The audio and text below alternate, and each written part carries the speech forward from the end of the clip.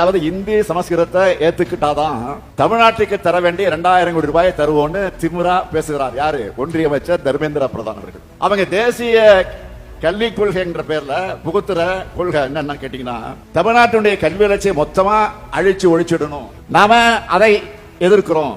கல்வியை தனியார்மயமாக்குறது, பணக்காரர்களுக்கு மட்டுமே உயர்கல்வியின் நிலையை ஏற்படுத்துறது, கல்வியை மதவாதத்தோட புகுத்துறது, சின்ன பிள்ளைங்களுக்கு கூட பொது தேர்வு, கலை அறிவியல் பொறியியல் படிப்புகளுக்கு நீட் மாதிரி நுழைவுத் தேர்வு, கல்வியில ஒன்றிய அரசோட அதிகார குவிப்புக்கு வழிவகுக்குது. இப்படி நிறைய இருக்கு. இதையெல்லாம் பார்த்துதான் தேசிய கல்விக் கொள்கையை ஏற்க மாட்டோம்னு உறுதியா சொல்றோம். ஆனா இதையெல்லாம் ஏத்துக்கிட்டாதான் உங்க நிதி உங்க கைக்கு வரும்னு பிளாக்மெயில் பண்றார். யாரு? ஒன்றிய கல்வி அமைச்சர் தர்மேந்திர பிரதான் அவர்கள். அதனாலதான் நான் ஏற்கனவே உறுதியா சொன்னேன், திட்டவட்டமா சொன்னேன், அழுத்த திருத்தமா சொன்னேன்.